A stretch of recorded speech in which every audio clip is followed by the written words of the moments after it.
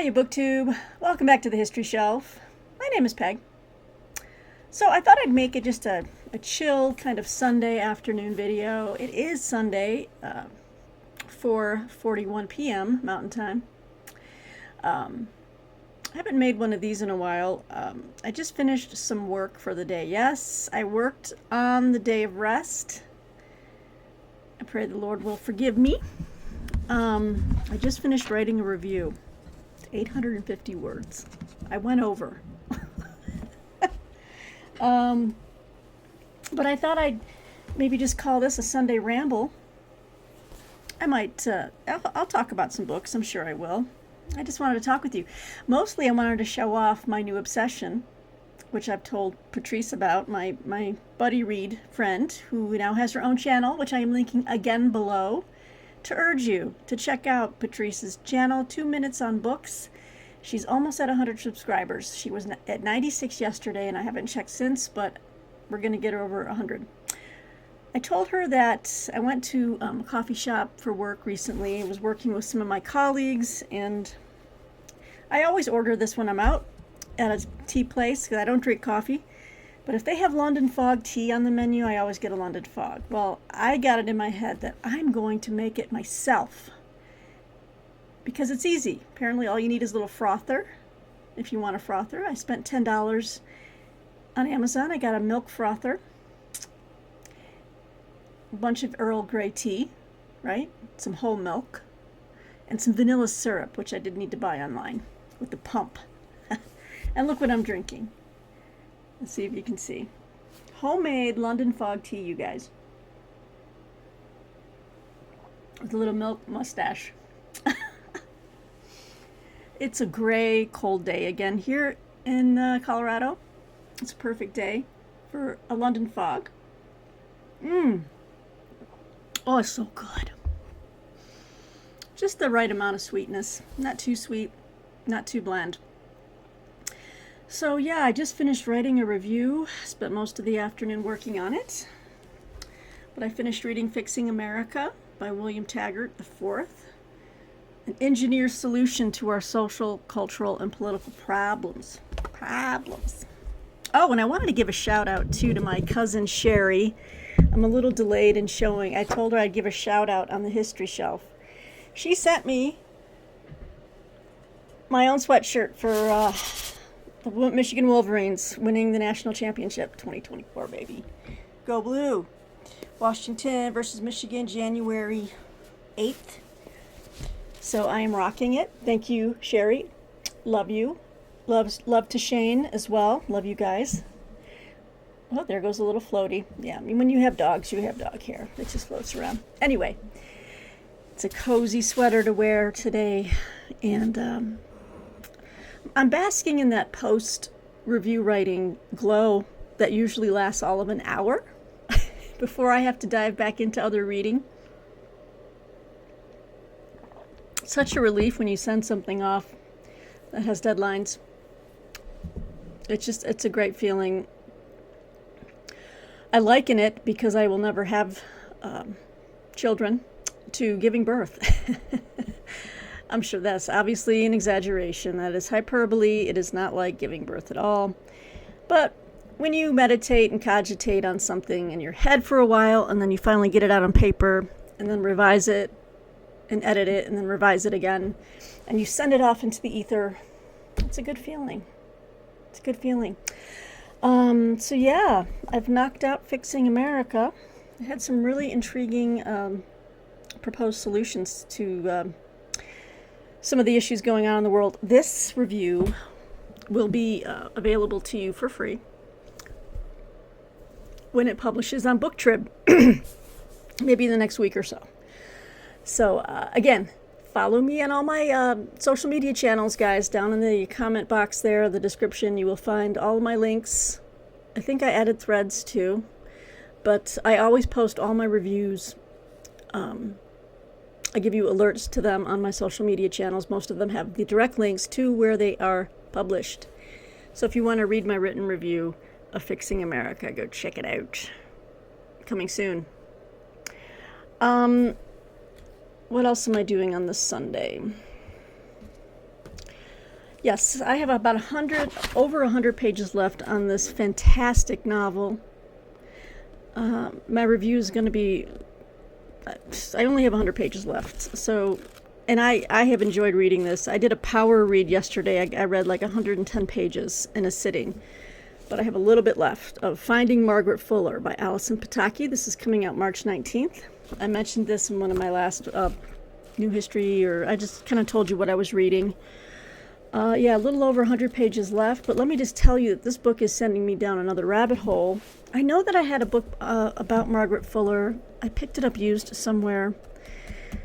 I can see the book jacket. It's like a blue cover. I think John David might have it. But now I just want to get all the biographies on Margaret Fuller.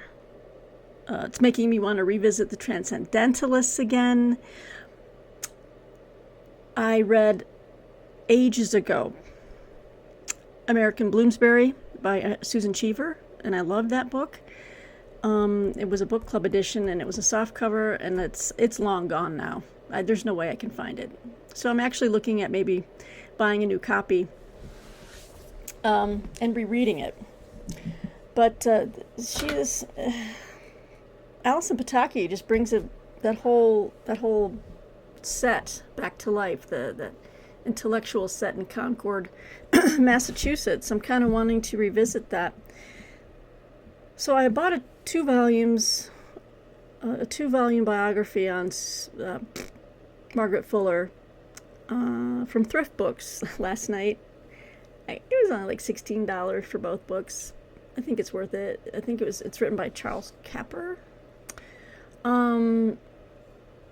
But there's two others out there that I want to get. One by Megan Miller, I think it is. Let me check here. What did I do with it? Megan Marshall. It's called Margaret Fuller, A New American Life, and it was the winner of the Pulitzer Prize, so I want to check that out. And then there's another book called The Lives of Margaret Fuller, a biography by John Matson. So I'm looking at trying to get a copy of that. But yeah, so I'm kind of going down that rabbit hole. You know, when I read one thing. Sorry about that, guys. I was totally just going through my different tabs, and I accidentally closed my camera. So I'm going to have to glitch these to edit these two files together. No big deal. Anyway, so yeah, I'm going down the Margaret Fuller rabbit hole. If you have any recommendations. Oh, and I also want to read her work. The book kind of highlights the parts in her life where she became like the editor at the Dial, the Dial Journal, and then she was writing Woman in the 19th Century, her interactions with, you know, the whole set there in Concord and in New York City with Horace Greeley. So it's a really great novel. I'm going to highly recommend it. So as I'm sitting here drinking my London Fog tea,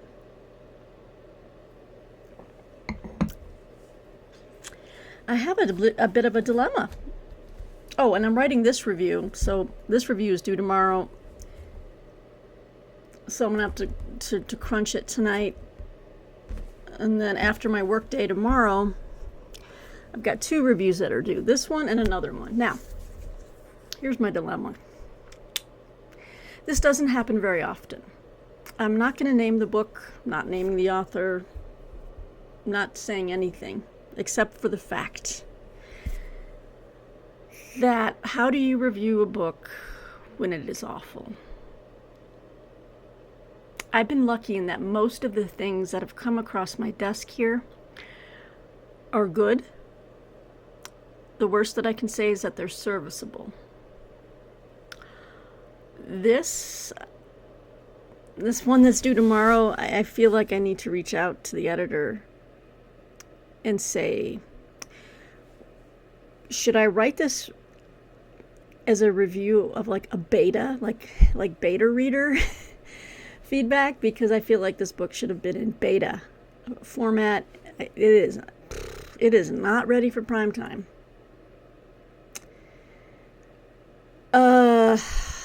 It's tough, guys. It's tough, you know, because you want to be encouraging to independent authors, but at the same time, can't lie. You know what I mean? And I'm not going to. So, yeah, tomorrow's going to be difficult. In fact, I think I might need to send an email off tonight to say, how do you want me to approach this?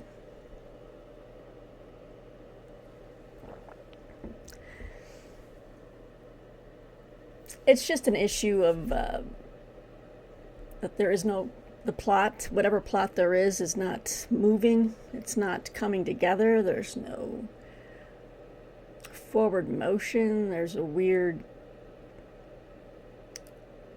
I'm not even going to get into the uber details, but it's just bad. It's bad, and this is like, I cannot spend time on this because there's so many other things I need to be doing and could be doing. And, anyway, that's where I'm at with that. So yeah, thought I'd chat about that for an instance. I've had more books come across. I've got a lot of periodicals that have come across that I need to start reading. I've got my TLSs coming in and piling up again. But what else can I talk about? Because I know I wanted to talk about that. Like, what do you do when you need to review something and it's really just, you're struggling to find something good to say? If you have suggestions, let me know below. Yeah, so I've been power reading 3 books this weekend. Then we have, I'm really enjoying my reading of Notes from the Underground. I'm doing a buddy read with Christy Lewis at Dostoevsky in Space and Faith from Faith and Books. I think we are filming we're filming our follow-up on that next weekend. So I have to finish that book this week. Oh, these are so good.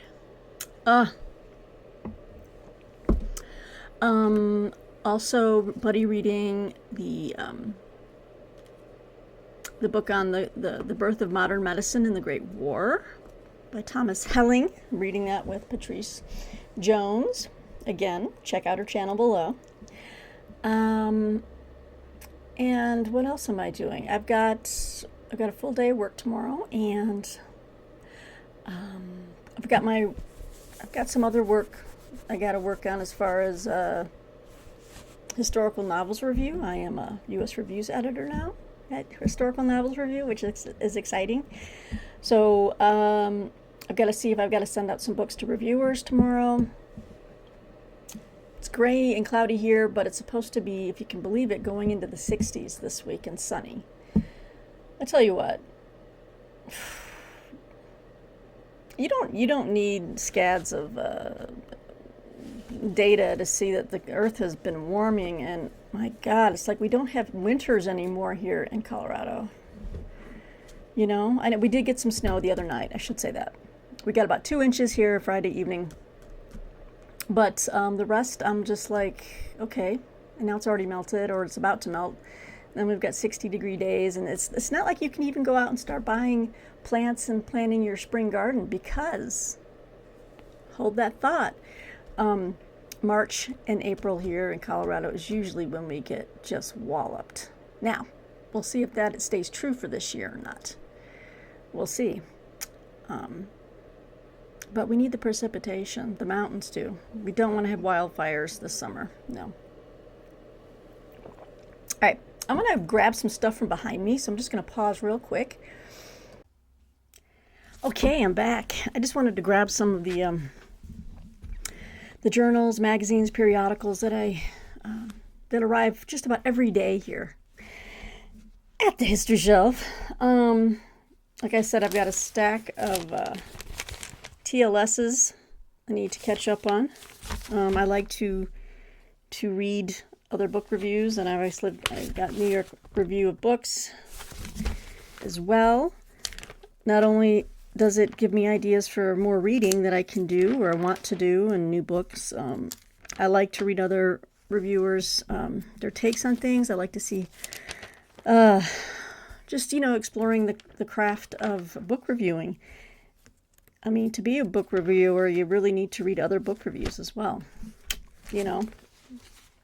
and to just constantly keep getting better at it, which is something I'm very keen on. I want to be more insightful, and I want to find things that maybe not that others haven't found, but just something that kind of bubbles up the importance of the work that might fly underneath the radar.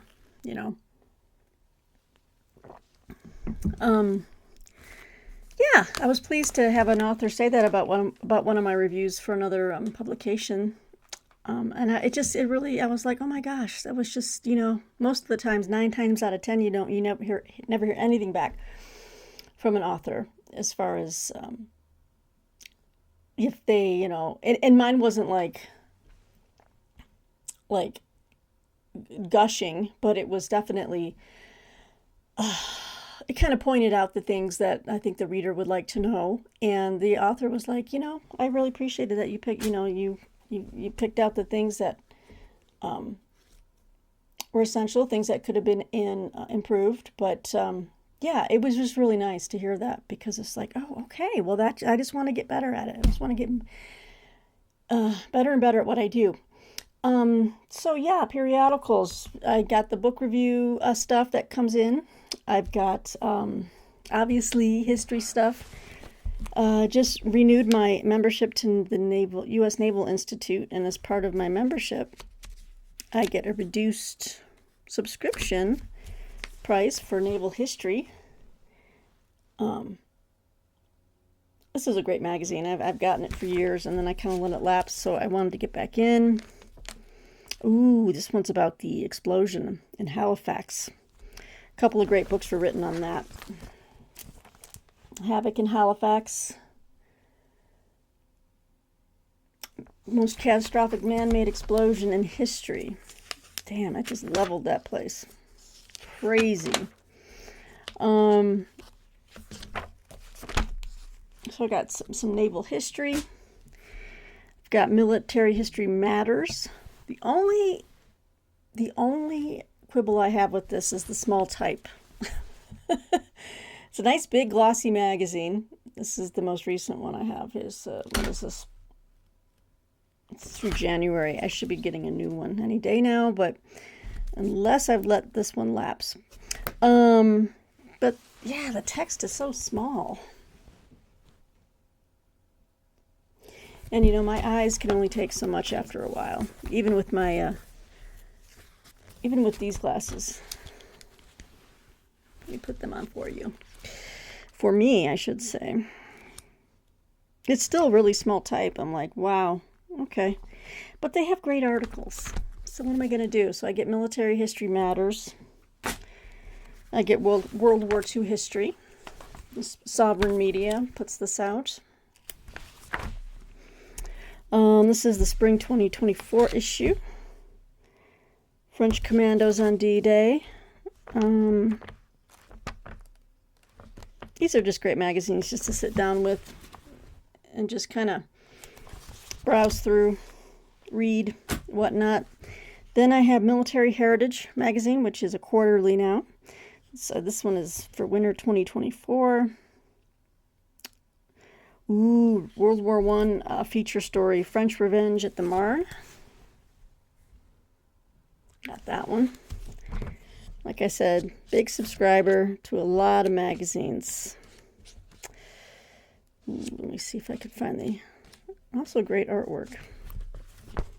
You know how I am about that artwork. Oh, there it is. French Revenge at the First Battle of the Marne. And then I have like current event political stuff. So good.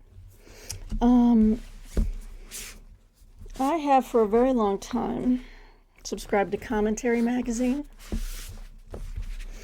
I've got the January and February issues here I need to catch up on. This was January. And then February,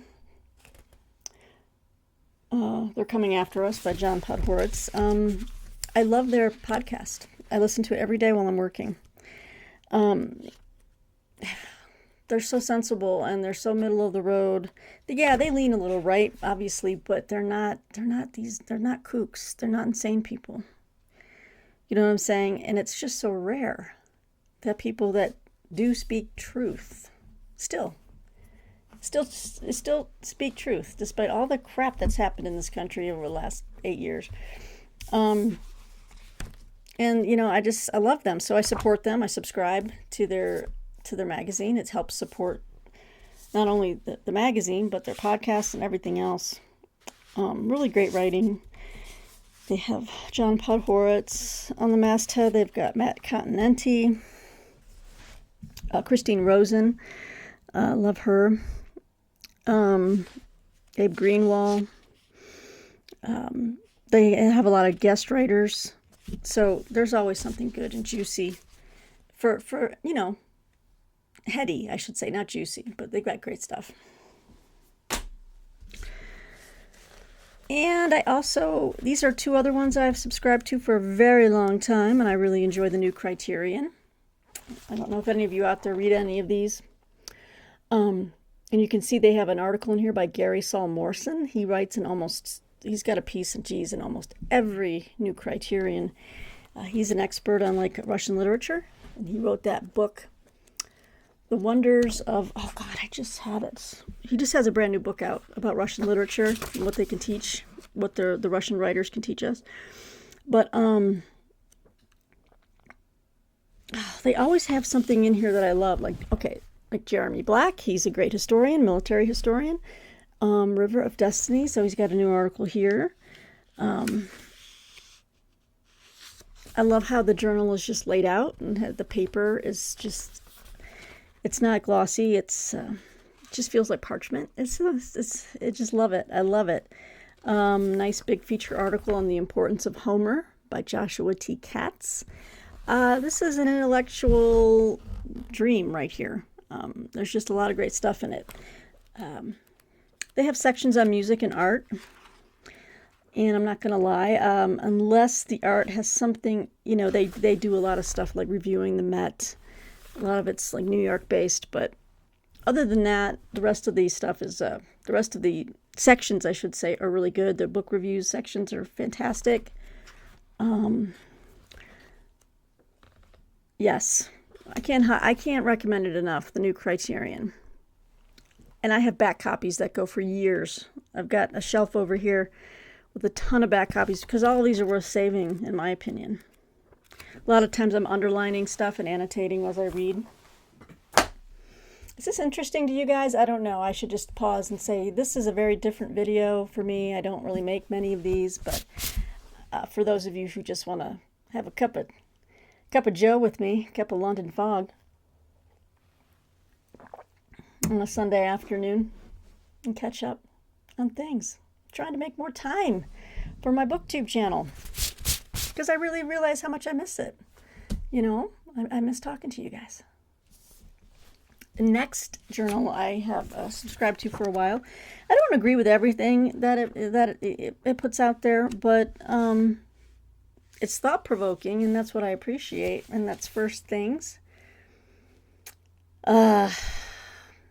Right here, Christopher Caldwell. I've read several of his books, so I recognize a lot of the writers that I see highlighted on each issue. David P. Goldman, I've read him. Machine Apocalypse sounds interesting. They're talking about AI. This is a very important issue, and especially for me in my line of work, my daytime job. AI and ChatGPT. I'm not gonna lie. It's kind of scary because people are using AI now to just write things, and I firmly believe that human beings bring something to writing that machines can't and AI can't, but AI can do a lot of helpful things, and I understand that, and I grasp that, and I appreciate that. But let's not make the mistake of replacing human beings for certain things. You know what I'm saying? Like, AI has its place, but it should not be like making movies and writing opinion pieces. Not opinion. Well, listen, who knows what they're going to use it for? But I'm very leery of it. Yeah, Resist the Machine Apocalypse, Ian McGilchrist. So there's always something thought-provoking in First Things. Again, I don't agree with everything in it. I know it's unless they have, like, I do enjoy the book review sections, though. Let's see here. I think they're going to be reviewing the biography on Milton Friedman, which I would like to read, that book. David P. Goldman writes a book review on a new book on Hegel, The Philosopher of Freedom. So he writes a review of that book, Hegel Vindicated. So it's meat. It's meat for the intellect, these journals.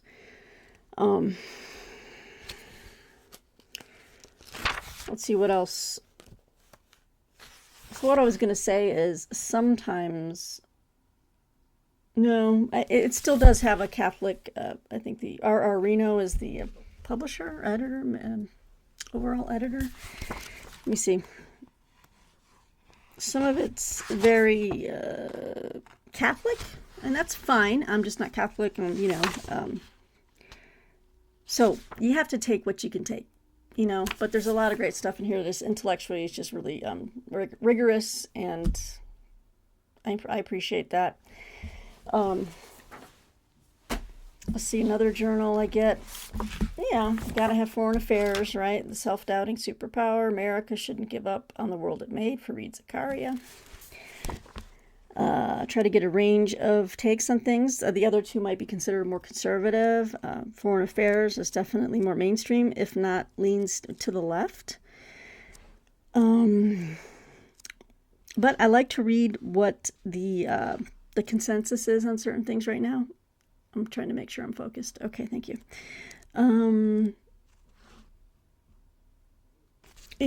Types of articles you'll see.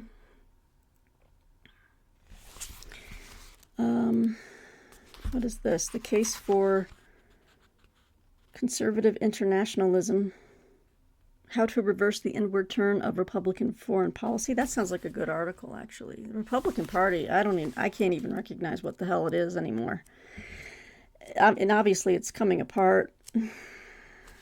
I think it's made a deal with the devil, and they're not listening to the people. People want sanity and moderation and middle ground, and it's just like everyone's just doubling and tripling down on their insane positions, and it drives me mad when I see, what history has shown us. It shows us that things repeat and that there's a rhyme oftentimes. What was that old saying about history doesn't repeat, but it often rhymes, right? I forget who says that. But anyway, Foreign Affairs is a good journal. I save these as well. I like to keep them on my shelf. I keep those out in the main, it's called the game room, but it's a very big open room out here on the second floor. I'd like to put in a couple more surprise bookcases, and a nice reading chair with a lamp. Martina's so sweet to put up with me, and she has given so much space to me in my dang book collection. Can everyone just give a rousing thank you to Martina in the comments? Just send Martine some love, because I don't know what I've done to deserve the fact that my library takes up bottom floors, different rooms, upstairs floors. Although she told me when we bought this place, she goes, just give me 2 rooms. She's like, I'd like to have my office space and, the guest room in case I want to just, have some alone time. And I was like, you got it. And the rest is all books. So props to Martine. Thanks, hon. Thank you so much for indulging my bookish and nerdish nature. Reason magazine is also a fun one. I'll cover up my woo. Not that anyone cares. This is an interesting. Let's see. It's super cheap. This magazine is super cheap to subscribe to. I mean, it's like $15 or something for a year. It was crazy. Yeah, it says free minds and free markets. That's the tagline for Reason magazine. But I like the book reviews, and some of the feature articles are really good. Oh yes, I want to read this one. This guy's an up-and-comer, Coleman Hughes, on color blindness, censorship, and civil rights. So this is an interview with Coleman Hughes, and in fact, this leads into the next journal I'm going to show you, because he was recently on a podcast, a YouTube podcast that I follow. I really enjoy it, the Glenn Loury show. And then I'll lead you to the next journal that I like to get and I subscribe to, which is, in fact, is up for renewal. I've got a whole stack of renewals here in front of me I need to look at. Yeah, I need to resubscribe to First Things, The New Criterion. That's funny. Alfred Hitchcock Mystery Magazine. That's some of the. I do get some fun stuff too. Did I read? I thought okay. I need to renew my subscription to City Journal, and that's the last one I'm going to show you, even though I've got more behind me. And Glenn C. Loury has a feature article, Clarence Thomas and Me. But he has a podcast that he does. He has his show, and he interviews lots of different people. But every 2 weeks, he has John McWhorter, who's a linguist, and he's written a couple of really profound books. One of them I have. He wrote Woke Racism, and just listening to those two gentlemen, it's just, God, they are so wicked smart, and their take on things as black men is just, I just sit and listen, and I just take it in, and I'm like, wow. They're really some great thinkers. So, yeah, Glenn C. Loury, if you want to check him out on YouTube, Glenn Loury Show. These are a lot of thought-provoking guests and interviews and exchanges, and they call out when they feel like they've been when they feel like they've been wrong on something, they admit it. Can you imagine that? People don't do that anymore, but they do. He does, and so but yeah, City Journal is an interesting magazine, and now a couple of the articles are obviously city. They're talking about New York City, so it's more localized for that. But they also write on national issues. Today's leading thinkers in technology. Here's one on AI that I want to read. Something like Fire. Will the AI revolution warm us or burn us? By Michael J. Totten. And this comes out quarterly. And it's published by the Manhattan Institute. But you can get it, each issue is only $6.50. You might find it at Barnes & Noble. But I just subscribe to it. There's a nice article on Marcus Aurelius' Meditations. A manual for adversity. So, I just wanted to have a chatty Sunday with you, drink some tea. I've been meaning to, because I've got just so many periodicals and journals coming in that I wanted to have not a dedicated video, but just a video where I showed some of them to you in case you might find them of interest. If you're looking for something new or different that you want to, engage with, maybe some of these I showed you might, pique your interest. All right, well, it's about 5:30. And I guess the free hour, that afterglow of sending off a book review is coming to an end, and now Peggy must get back on the reading horse, as it were, so that I can make my deadline for finding Margaret Fuller, and then that other poor book I have to review tomorrow, which it's going to be hard. So wish me luck and Godspeed. But it happens. It doesn't happen a lot, thank goodness. But it always makes me sad that I have to I don't want to have to say harsh things about someone who spent a lot of time working on something, but what can I say? Try again. That's all I can say. Try again. All right, guys. Well, I hope you're having a lovely, relaxing Sunday. And let me know if you like these type of videos. I try to keep, focused on certain things, but I also want to show that I'm a human being, not just a robot, showing you stacks and stacks of books all the time. I just wanted to, chat with you, mano y mano, as it were. So, yeah, let me know what you think in the comments below. I can do this more often if you'd like, and just talk about thoughts that fly across my mind, the day's events, what have you,